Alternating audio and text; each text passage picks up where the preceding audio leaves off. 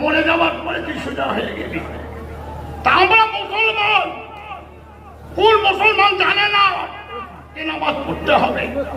কোন মুসলমান জানে না যে পাড়া প্রতিবেশীর সাথে ভালো ব্যবহার করতে হবে?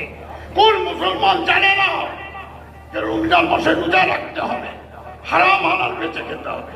সব জানি, কিন্তু আমরা হচ্ছে জ্ঞান পাপী। আমরা হচ্ছে জ্ঞান পাপী। বৌদ্ধ বলেছিল